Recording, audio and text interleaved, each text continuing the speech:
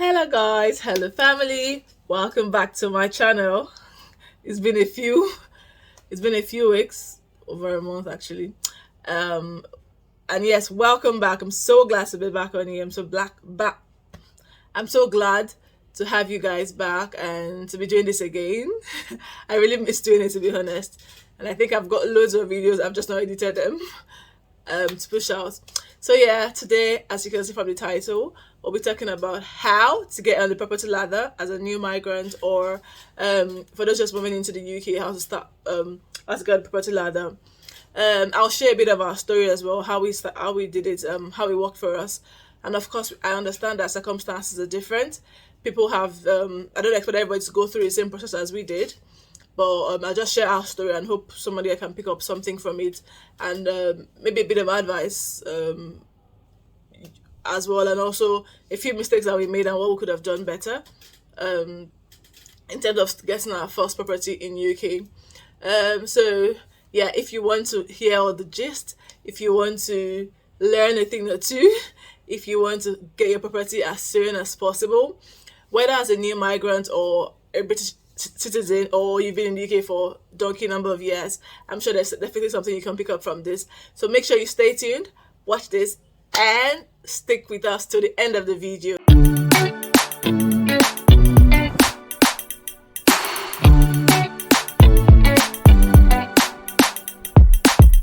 Yeah, so basically, we bought our property within 2 years when we moved into the UK. And I say it again, I said this already, we didn't come with a stash of money when we are coming into the UK, so it's not like we came in with savings from Nigeria. Basically, when we got in, one of the first things we did was we were advised to get a credit card, do this and do that, just to actually make your build a credit history, of course, and then open bank accounts and the regular stuff you'll probably get advice from everybody to do when you first get into the UK. We got a bit of that as well, and we did it. So we opened bank accounts straight up as we got into the UK. Another thing that we did for us was, personally, we started a business. So for us, gathering the deposit was, of course, it was a stretch, and it meant we were going to sacrifice on a lot of things as well if we wanted to meet up with our goal. So one of the things that we sacrificed on was childcare. We decided to do things ourselves. It's worked for us, to be honest. I just needed to be a bit less lazy or more hardworking, or be plan your time better, be more prioritize what's more important. Sometimes let the place be dirty and know that you're prioritizing your own personal health, your sleep or something. Just, I think, prioritize and knowing what's important to you at that given time. Yeah, and of course I also got help from family or play dates here and there. And also we sacrificed on childcare a lot, on paying for childcare. So we didn't pay a lot for childcare until they turned 3, which was last year. The other thing that we sacrificed on was, okay, and our business as well. We started a business because we knew that our 9 to 5s could not fund the dream at the time. So aside saving with our 9 to 5, we also started a business that was quite helpful and also added towards our deposit for the house.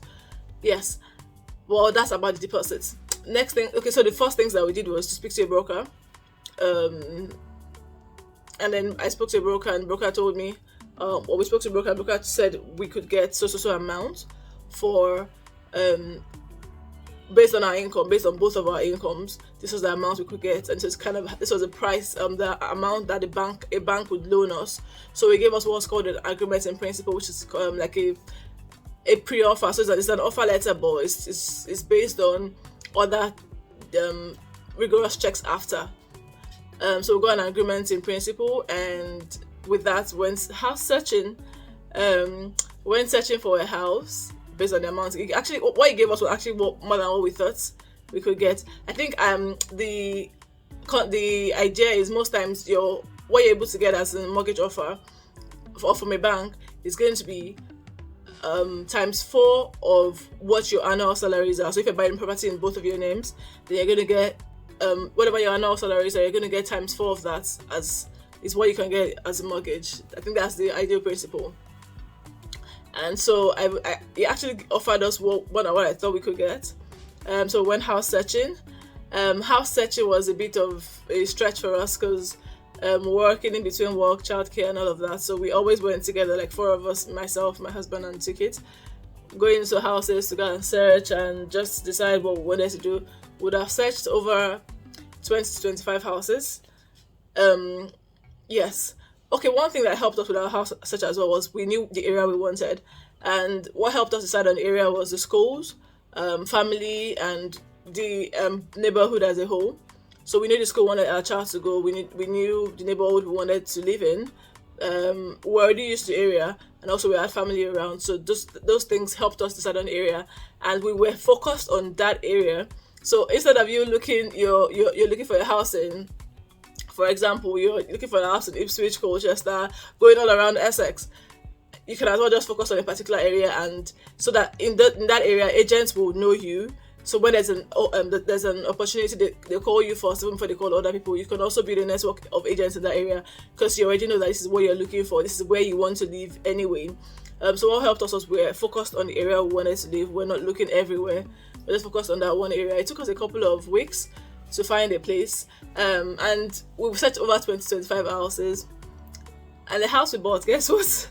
It was the very first one we viewed eventually. When we viewed it initially, which is this house that I am in now, when we viewed it initially, it had a lot of buts for me. It wasn't shiny shoes. It needed some work here and there, and I was thought, doesn't feel right. I guess when you're still fresh in the search, it feels like, oh, there are many more options out there. But we came back here eventually. One, because the price worked for us. Two, because I thought the space worked for us excellently well. This is a conservatory space. It's a 3-bed house, and it has a conservatory space which adds like 2 more rooms to the house, basically, because this is where the dining is, this is where the kids play area is, this is where is an extension of the kitchen as well.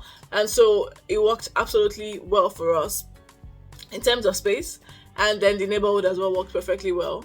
The bots were a bit of maybe the car park space and but I just thought, are those things non-negotiables for us? Absolutely not.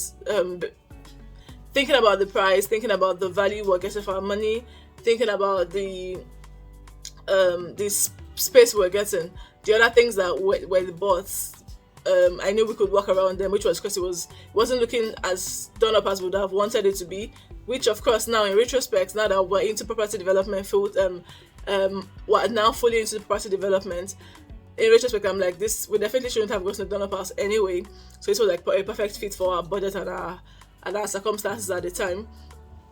So of course we moved in, we got the property, we eventually got this property. We negotiated a bit more, and I think we got about £10,000 off, and then after that, that's off the guide price on Rightmove. We got it off Rightmove. Okay, so we searched on. I think I should go step by step, right? So we're searching on Rightmove. There's Rightmove, there's Zoopla, there's On the Market, there are a few others, but yeah, those are the major ones, most popular ones for houses when you're searching: Rightmove, Zoopla, and On the Market.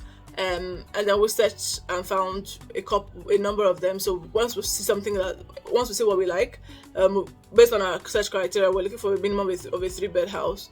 We're looking for a maximum price as well, so put our maximum price as well, and then our location. So we're looking with in the area, and then we put a search of, I think, about 1 mile. So any 1 mile around the area, we could do with viewings on that one. So we viewed a number of properties, and then once we see anything that is new, anything that we like, click on it. I usually email the agents. I email them for if I'm searching for 1 hour, for example, I email all of them, and I also like them on Rightmove. And then later I go back to them, and if I don't get any calls from some of them, I go back to the properties and I go and call the agents myself and book viewings straight up. So we're always viewing evenings or weekends as well. We're very busy viewing as well. And after viewing back and forth, I can remember a property we actually went for. It was beautiful, as in we had everything we wanted. And the only one reason why we didn't go for it was because when we got there, we went to the property, everything was all done up. As in, it was literally like, I think they just finished doing it up to a good standard. And now, of course, one of the questions I ask when I go viewing is, why are you moving? Just maybe out of curiosity, and also to know, okay, is there something wrong somewhere? There's something to be wary of. And so I usually ask. So once we asked, why are you moving? And I said, no, that my husband wants maybe a gym in the garage, and this doesn't have a garage, and that was quite weird. I think I asked as well. They had just moved into the property about 1.5 or 2 years ago. So I'm like, okay, that's quite interesting. You just moved here and you didn't have a garage when you moved in, and all of a sudden you want a gym after doing the property up to this kind of standard. It felt a bit weird, and I was like, I'm not too sure. And as we got out of the property, we just saw a group of boys standing like next door to the property. It looked like maybe one of them was living there. There was a bike that I think they were smoking or doing something. I just felt like maybe they were not happy with their neighbors. I don't know, I may be wrong, but that was the vibe I got, that it was like they were not happy with their neighbors. Maybe they had a lot of guys always hanging out around there, and that of course threw me off straight off. I knew I wasn't going to go for this. I'm not ready to start hassling neighbors, because we also asked about the neighbors. Oh, how about your neighbors? Say, oh, they're so kind, they're so nice. People always say that. I'm like, okay, I'm not sure of this neighborhood, and I'm not sure of these neighbors, and so it was a no for me. So that was how we didn't go for that property. So I think when you go and view as well, you would see you get all those kind of vibes. You would know sometimes. Just trust your gut sometimes, and if it doesn't feel right, then it's probably not right for you. Because it was in the lockdown, it was 2020, so it was like bang on lockdown. Everybody was unsure of what was going to happen in the market. Was it going to go up, or was it going to take a nosedive? Everybody thought it was going to be a nosedive. So they were like, oh, you can negotiate for more because it's possible. There's a fear of having the price go down. But I knew I was getting a bargain already, because it was already below market value as at the amount it was sold.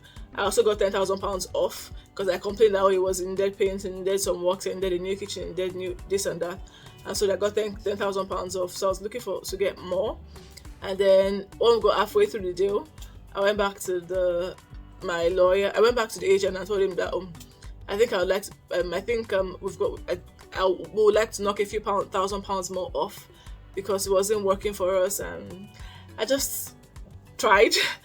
I think it did knock down I asked for 5k off. I think it didn't budge. I think it knocked down 2k off. Another 2k, that's making 12k off, which was fantastic at that point. But I said no, we could still get 5k. And then we progressed with the conveyancing. So the stores progressed working. And then I went back to him and said, no, we can't move at this price. We don't know what's going to happen after lockdown. If the price, if there's a nosedive in the market, and that's going to be a deal breaker. That's going to be an issue for us, And so the guy said, okay, what we could do is take 1.5 off, but because they're already progressing with conveyancing, and because he didn't want to alter the process or have to go back and forth, it would take 1,005. It would pay for our legal fee, which was £1,005. So instead of on markets we have the price we have, it was not actually what we bought it. Well, that's how much we bought it. But instead of us paying for our lawyer for £1,005 additional for legal cost and all, he took that cost off us, and he paid for that as well. So that's literally, we got about £13,500 off the guide price on the market. And I can tell you can even get even more if you negotiate better, and if you actually go with confidence. If you let them know that you're not that desperate, and you actually have a choice to get the other properties that you're looking at, you have other offers on the table, and blah blah blah blah. Yeah, so that's how we got £13,500 off the market price. The other thing that we did, then after we went to our lawyers, after offer was accepted by the agents, we got solicitors to on the deal as well, to do the conveyancing, do the search, and so it took roughly about 6 weeks, which I believe was quite fast compared to stories I've heard. That was really fast. Like under 6 weeks we had completed. Was it 6 or 8 weeks? About 6 to 8 weeks anyway. We had completed, and the deal was sealed. It was sealed. Okay, part of when I came to view it, I think I came to view it halfway through conveyance and halfway through the process. We came to view it again just to see, okay, what's staying and what's leaving. So one of the things we told the landlord was, he had moved somewhere else already. So literally, I'm not sure he did a lot of stuff in the house. I was like, oh, okay, is this fridge staying? I was like, oh yeah, the fridge is staying. The fridge can stay for once. I was like, yeah, the fridge should stay. Or the bookshelf, that the kids' bookshelf, or the bookshelf should stay.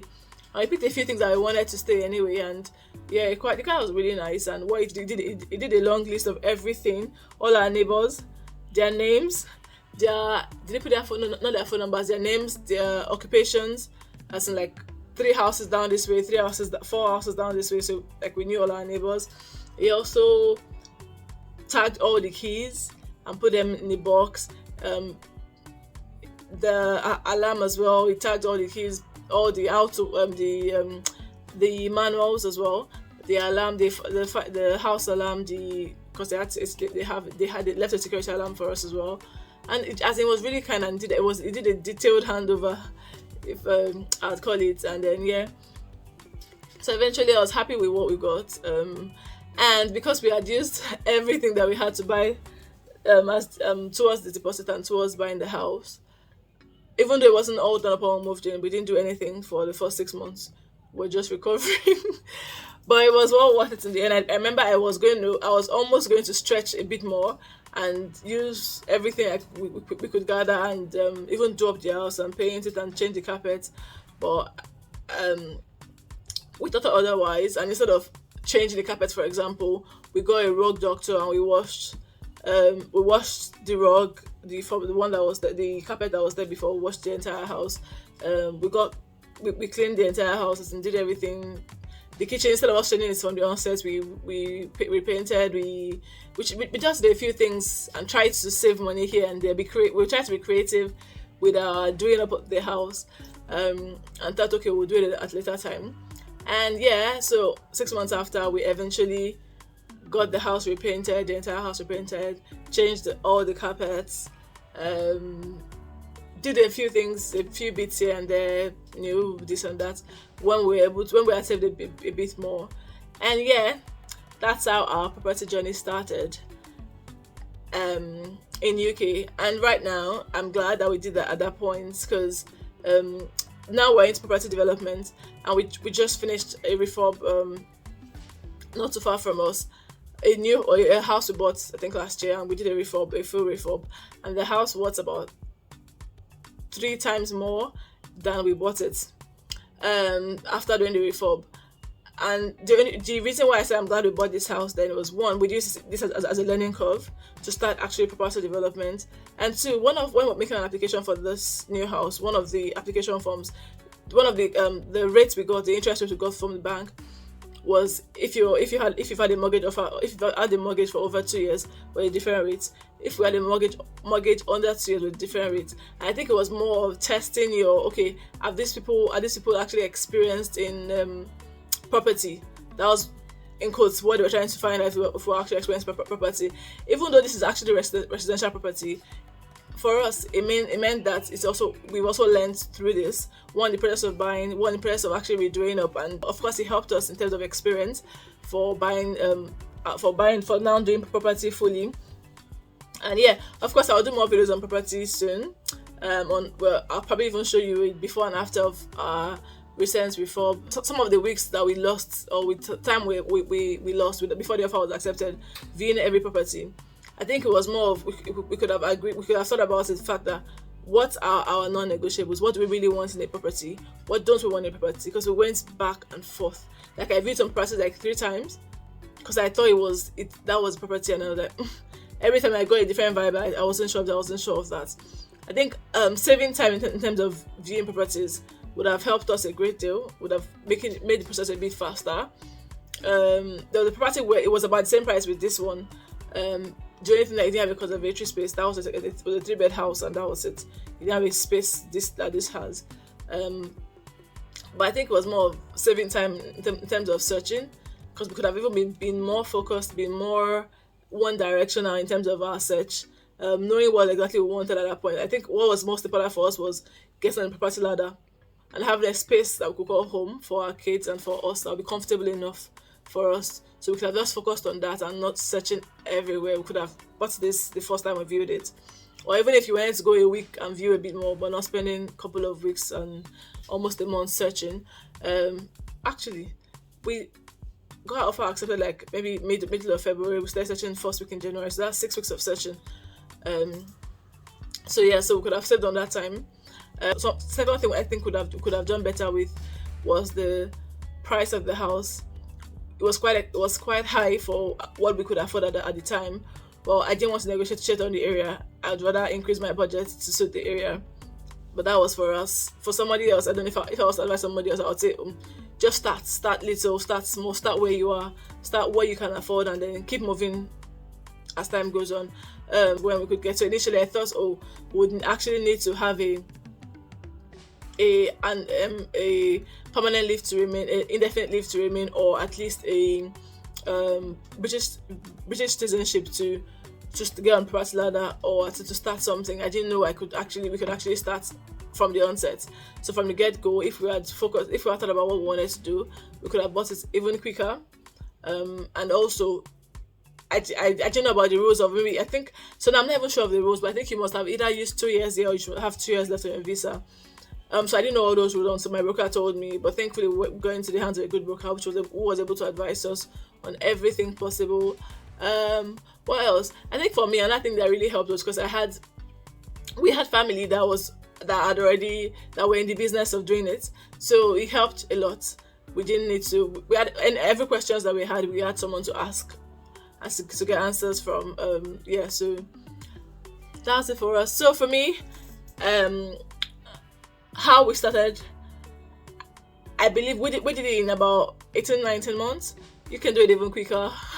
You can, and some people even already have savings, they just don't know how to go about it. And ideally, your first property doesn't have to be your own home. You can actually buy to let as the first property. So if you had, for example, you had a deposit to buy a house of about 200,000, and where you want to live is actually about 400,000 pounds for an average sized house, you can buy in an area that is 200,000 pounds with your deposits, and then buy to let. So buy the property and let it out while you keep, and that's basically the income from the buy to let is paying for your rent where you are, so you're able to afford where you want to live. So if you think you can't go as far as where you can afford right now, you don't want to change areas or go to where you can afford, then buy where you can afford with what you have, and then save towards buying your own property. But anyhow you can, and however quickly you can, get on property ladder. It's very, very, very, very beneficial. The other thing I didn't mention was we're 2 years old here in this property now, and thankfully the market is really booming. As despite what we thought was going to happen with lockdown and COVID and all, I think that's even caused the market to even boom even more. So house prices are skyrocketing. So we bought at the old price, and now if we're going to sell, or if we're going to refinance or remortgage, it's going to be at the new prices. Recently, our mortgage advisor has been calling us, asking, because we're supposed to renew the product for this property, and the table valuation of property alone is a few thousands, tens of thousands more than we actually bought it, and we haven't done anything expensive to it at all, to be fair. So you can imagine, every day we live in the property, instead of paying somebody rent, we're adding value. We're adding value to the property.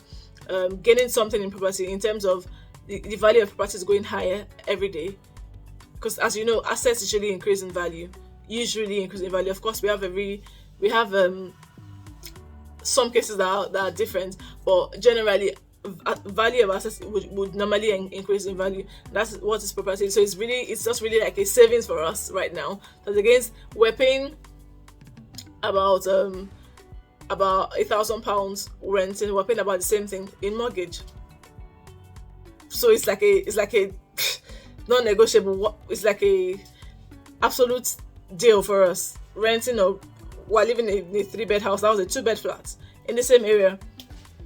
So you can imagine what I mean when I'm saying it was the best decision we could have made at that time, and we have absolutely no regrets.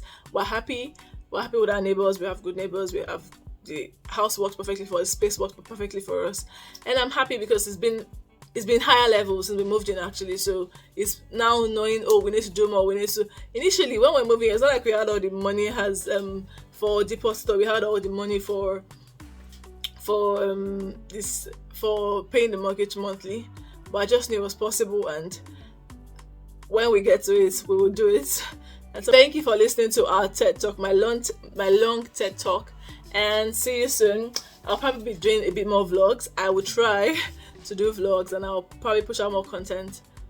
I'll push out content more often, and yeah, please stick with me, subscribe, like, and share. Thank you for watching.